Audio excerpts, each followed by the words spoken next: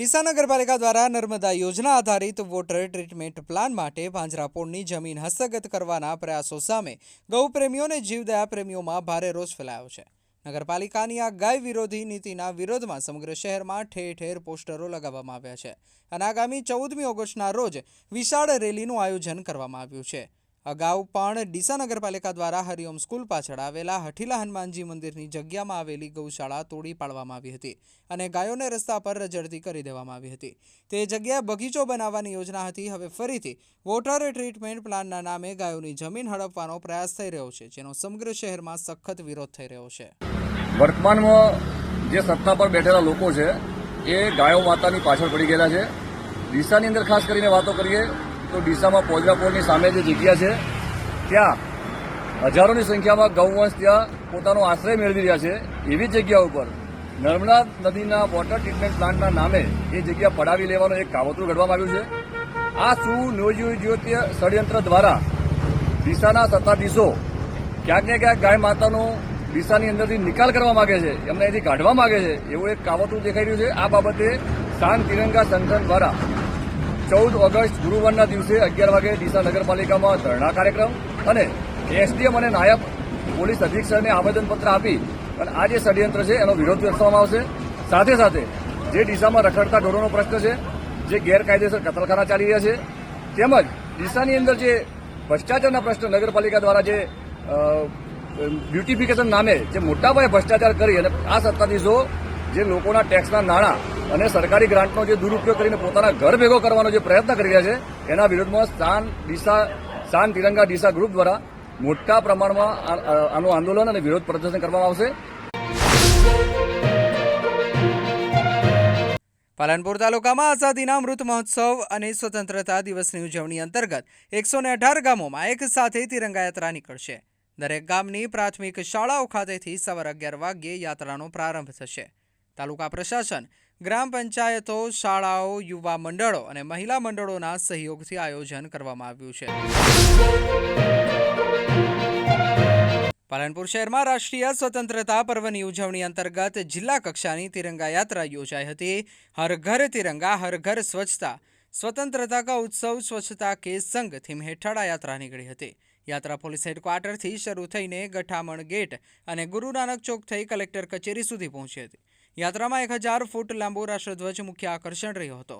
Police band, bike rally અને ઘોડેસવાર platoon સાથે નાગરિકોએ હાથમાં રાષ્ટ્રધ્વજ લઈને ભાગ લીધો હતો। યાત્રા દરમિયાન ભારત માતા કી જય અને વંદે માતરમના નારા ગુંજ્યા હતા। માર્ગ ઉપર ઉભેલા નાગરિકોએ યાત્રાનું ભવ્ય સ્વાગત કર્યું હતું। આજે પોલીસ પરેડ ગ્રાઉન્ડથી તિરંગા યાત્રા છેક કલેક્ટર ઓફિસ સુધી આખી યાત્રા ચાલી પાલનપુરના રાજમાર્ગો ઉપર અને આ યાત્રાની અંદર પાલનપુરની સર્વે જનતા, બાળકો, યુવાનો આ બધા જ આ યાત્રાની અંદર જોડાયા અને હર ઘર સ્વચ્છતા, હર ઘર તિરંગા એક થીમ સાથે આ યાત્રા આજે પાલનપુર નગરની અંદર આખા નગરમાં ફરી। સાથે આખું વહીવટીતંત્ર બનાસકાંઠા જિલ્લાનું એ પણ જોરદાર તૈયારી સાથે ઘોડા, પોલીસ બેન્ડ, ડીજે અને અનેક બાળકો સાથે આ યાત્રા પાલનપુર શહેરમાં ફરી। આજ રોજ હર ઘર તિરંગા કાર્યક્રમ હેઠળ બનાસકાંઠા જિલ્લા કક્ષાના કાર્યક્રમની તિરંગા રેલી પોલીસ પરેડ ગ્રાઉન્ડથી કલેક્ટર કચેરી સુધી યોજાઈ હતી, જેમાં મોટી સંખ્યામાં સૌ બનાસકાંઠા જિલ્લાના નાગરિકો, પાલનપુરના નગરજનો, સૌ પદાધિકારીશ્રીઓ, બાળકોથી સહિત જે બી નગરજનો છે મોટી સંખ્યામાં ઉમટી પડ્યા હતા। પોલીસ વિભાગ તરફથી પણ પોલીસ બેન્ડ, પોલીસ પરેડ, અશ્વસો સહિતના જે વિવિધ તૈયારીઓ છે આ તિરંગા રેલા માટે કરવામાં આવી હતી। સાથે સાથે પાલનપુરના નગરજનો દ્વારા, પોલીસના જવાનો દ્વારા અને વિદ્યાર્થી મિત્રો દ્વારા 1000 ફૂટ કરતાં પણ લાંબો જે તિરંગો છે એની યાત્રા સમગ્ર પાલનપુરના રાજમાર્ગોમાંથી કરવામાં આવેલ હતી। ધન્યવાદ।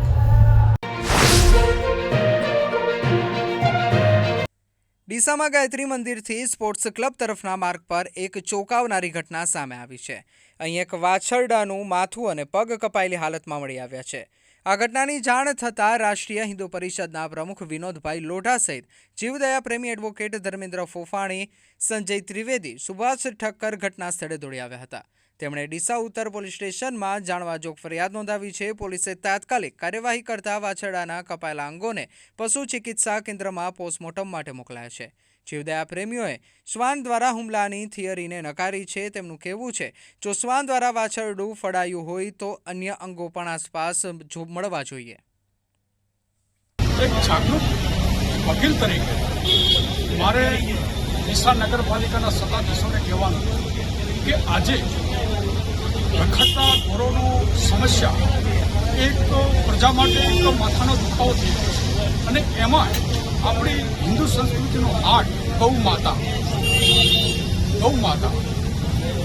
એનો જ્યારે આ ઘટના બની કે એના અંગ વિગંગ ક્યાંક કાપેલી હાલતમાં જોવા મળે છે તો ઇનડાયરેક્ટ તેના મૂળમાં રખડતા પશુઓ આ એક સમસ્યા મેઇન આવે છે. તો ડીસાના નગરપાલિકાના સત્તાધીશોને મારે કહેવાનું કે આ સમસ્યા વિશે ત્વરિત કોઈ કાર્યવાહી કરવામાં આવે અને યોગ્ય પગલાં લેવામાં આવે અને આ રખડતી ઢોરોનું સમસ્યાનો હલ કરવામાં આવે. આના વિશે સુપ્રીમ કોર્ટે તો અઢળક આ વિશે જજમેન્ટ આપેલા છે, પણ એનું અમલીકરણ તો થવું જોઈએ.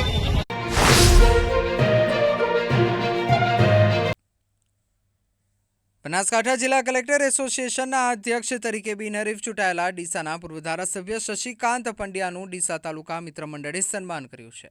ડીસા હાઈવે પર આવેલા જલારામ હોટલમાં યોજાયેલા સમારોહમાં મોટી સંખ્યામાં શુભેચ્છકો હાજર રહ્યા હતા. કાર્યક્રમમાં રામપુરા મઠ જાગીરના મહંત રૂપપુરી મહારાજ, રાજારામ ગૌશાળા ટેડોળાના મહંત રામ રતન મહારાજ અને રઘુનાથપુરી મઠના પીઠાધીશ્વર મહંત કુરસીપુરી મહારાજે હાજરી આપી હતી. બ્રહ્મકુમારીના બહેન પિનલ દીદી સહિત અનેક સંતો મહંતોએ શશિકાંત પંડ્યાને આશીર્વાદ આપ્યા હતા.